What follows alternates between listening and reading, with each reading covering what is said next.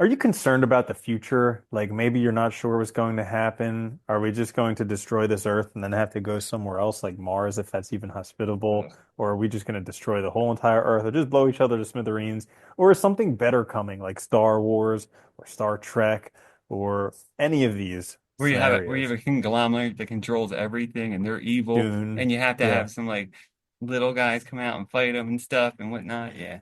exactly. So you're in luck because today's episode, we're going to talk about will the future turn out like science fiction predicts? This is the Existential Stoic Podcast. I'm Randy. That's Danny. What's going on, Danny? What's up, Randy? And I should just start with disclosing we can't actually see into the future. This is just speculation. Pure speculation. Although, on a side note, it is funny though, because if you look at early science fiction, a lot of what the things they imagined did come true. Like submarines ended up becoming true, right? If you look at 20,000 Leagues Under the Sea is a great example. Spaceships, like rockets, the ability to get to the moon became a reality. So a lot of science fiction does try to base itself in science. And I think there is like, it's people just imagining how far we could take this thing. So there is some, I'm not saying it's all true, don't get me wrong, or that it all will come to be, but that there is some foundation for it, which is interesting. I've always found that really fascinating. Like the movie Idiocracy. Yeah, That was that's a great one. that was totally predictive of the future. Yeah, Like people just got dumber and dumber, and then yeah, that was and a we're just great keep movie though. yeah, we're Yeah, just keeping going. But so I've been really enjoying the what do they call it? The so not the soap opera. The well, space anyways, opera. The Expanse. Space opera. That's it. Yeah. Space opera. The Expanse. And it's I mean it's 9 books. They're all pretty darn thick, but it's really, really entertaining. And I just love getting caught up in that because it reminds me like how vast space is. Oh yeah, that's the thing I love about it too. Because like, dude, space operas. If anybody's not familiar with the idea, it's usually stories that take place across space, like stars and stuff. So there's like ability to travel very easily between things and all, people all over, aliens, whatnot. It's very fun. But there's always things like it reminds you of how vast it is, but I like it because they also play into the unknowns. They're like because it's so vast and because we know so little about it that there's this possibility of discovering things that you would never even think of or have no idea what they are, whether they're other intelligence or just random natural events that are crazy or what, right? And it's kind of crazy. And it's like nuts how, space is huge, but it's just this vacuum. And so we can create these little environments inside of there Yeah. that are essentially like self-sustaining, but outside of that, you're just dead. And Yeah. so like, they enact justice by just airlock Throwing people. putting people out the airlock and Yeah. just like yeah, It's like the old crazy. days, right? Where you walk plank, except way Yeah. worse in some sense, I guess. You have way Well, it's less it's likelihood. nuts because you go into a vacuum and your blood boils. Yeah, It which just is weird.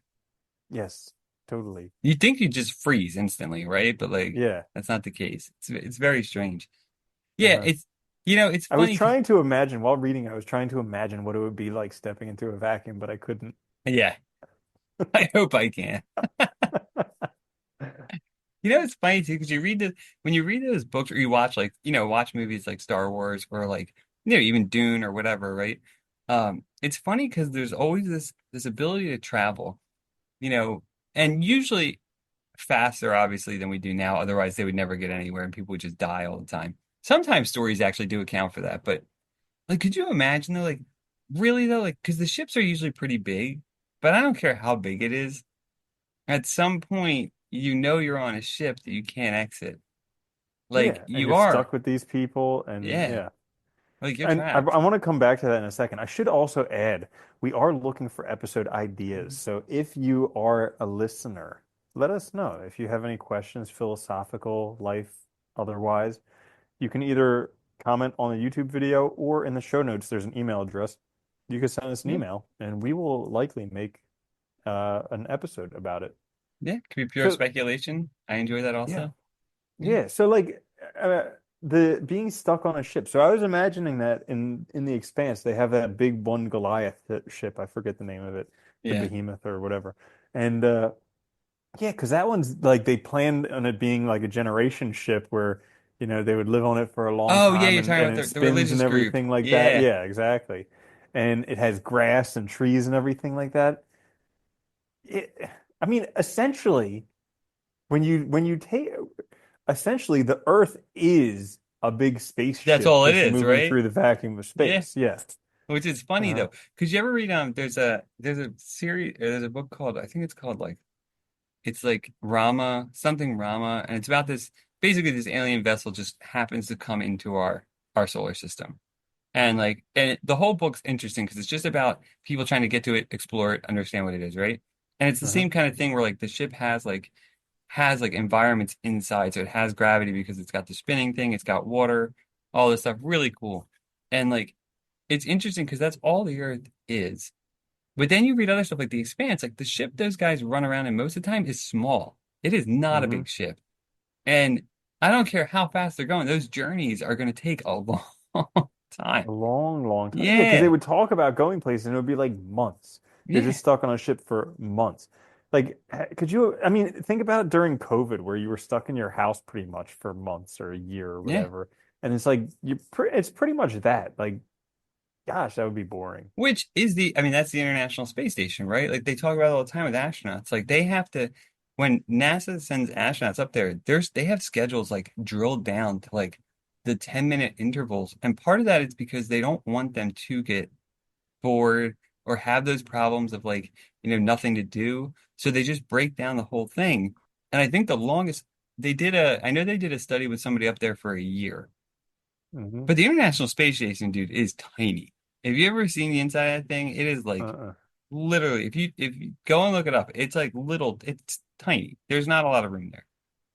Okay, so like there's this dude that I met who is a deep sea underwater welder. So That's another like good example. he, Yeah. yeah, so he basically these down in like the Gulf where they have not the in like the Middle East Gulf where they have all these giant oil platforms and everything there. He goes down in this vessel that like him and a handful of other people go down. They have to go down slowly, they have to come back up slowly, but like they stay down there for 3 weeks or something like that. But it's essentially like a little teeny little space.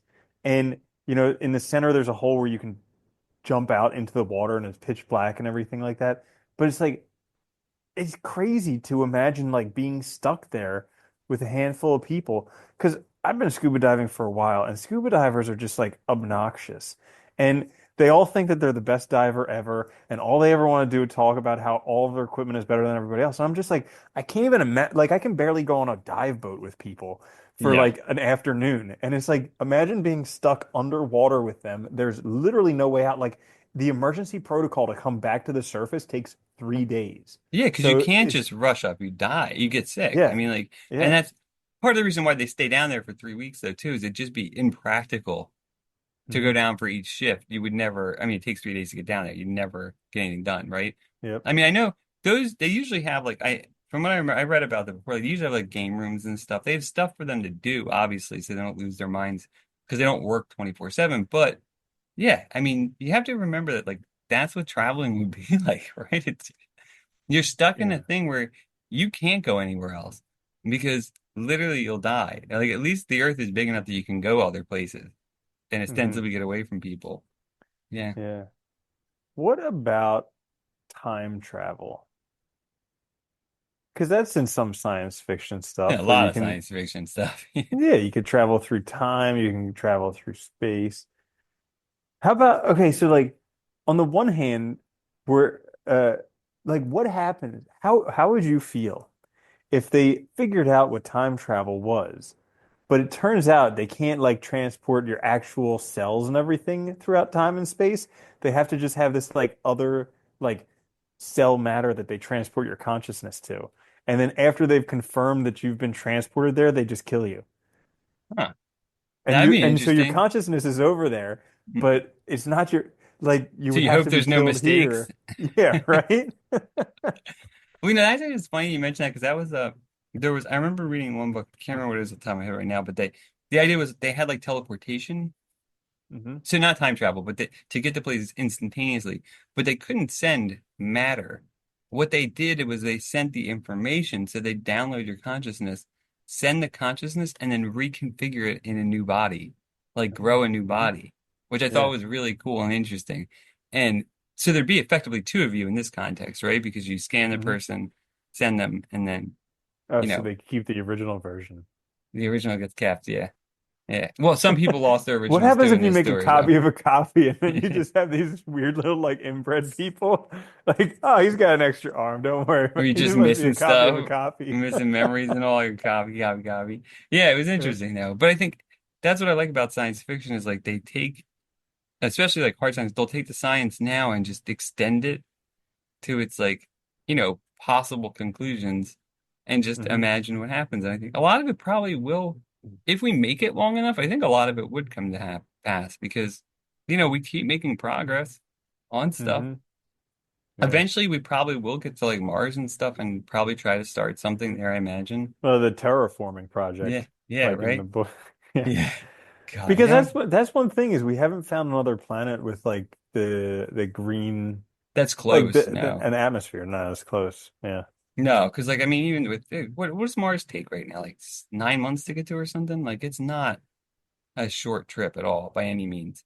But Mm. it's funny though. Think about that. Like when they were talking, I think it was when they were there was that a while back. There was that guy who like wanted to do that expedition to Mars to colonize it. You remember? It was like some rich Nope. guy. It wasn't Musk. It was somebody else. Bronson, Maybe I don't Richard know. Branson. Maybe it might have Uh, been him. I can't remember who it was, but they literally had so many people signing up, and I was like, dude, are you insane? Do you know what it'd be like to be the first people there? You'd have it would like suck. you'd have a little inflatable thing that you have to live in, and everything would be hard as hell to And do then one anything. asteroid shower punctures it, and you guys are done. Yeah, Just wipes yeah, out the whole colony. yeah. Dude, they Yep. showed there was an image, NASA shared an image of they called it a micrometeorite. It was a fleck of paint from some other thing, hit one of their satellites, and it looked like a bullet hole in a car, Yeah. literally. And it was a fleck of paint. Like it's crazy. Jesus. Yeah, so you think Yeah. about that, right? Mars has no real protection. It has a very thin atmosphere, I think, if at all. So yeah, anything could happen. I don't think we Uh-huh. think about that a lot either. I think the Expanse did a good job with that with the asteroid belt where they're working, Uh, and painting it as a pretty horrible environment overall because they're far away, right? It's like people don't care and I like think yeah. you know what series, you know what book that Seven Eves book that had something about asteroid showers hitting the ships, and that was pretty cool. Yeah, yeah. But that's just Yeah. it though. There's like so many violent things that happen and there's mostly emptiness. And I think this is our biggest hurdle. Like if we can't figure out how to do this, get there faster, there's no way we're going anywhere. Well, what happens if there's like life extension, which gra- I mean, I think we're getting they speculate. Didn't they find something in mice or something that makes They've them already live done actually. forever? So yeah, so they've been doing they've been able to basically clock back mice's lives so that they extend their like so like say the Yeah, mouse gets to like 3, they can bring them back to like 1.5 effectively and just extend their crazy. lives that way. So like That's you been done mix already. Yeah. so you take that, you mix that with like propofol or something, Michael Jackson juice that just like makes you forget, like the stuff they give you before surgery, it just Oh takes your yeah. consciousness, and then essentially you can travel for however long you want, just in a state where you're sleeping. That's true, actually. Yeah. Well, that's the other Yeah. interesting thing is because, most of these, for long-term travel where they don't assume faster than light, but even quicker speed, usually have some kind of like hibernation, right? And I've always wondered that too, because we have examples of that of real animals that do that. There's worms in, I think it's Alaska or maybe Antarctica or Alaska, one of those places, where they basically freeze every year, but they Hmm. have this antifreeze in their blood so that when Hmm. it thaws, they just come back to life. And over an 8 year That's cool. period, all they do is try to eat these little plants for like 8 years, then they become a moth. That's But pretty cool. yeah, there's plenty of examples of that. So like, I mean, theoretically, right? It's just a matter of we're a complex entity, so it's a matter of figuring out how to adopt it. But these things are possible. And I think, Hmm. they've also, I think I'm curious to see because teleportation would be one that would be awesome because that would be faster. Or like if we can increase our travel time a lot, that would be good. Because everything that's the other Hmm. thing people don't realize too is like it's so far even to the closest star.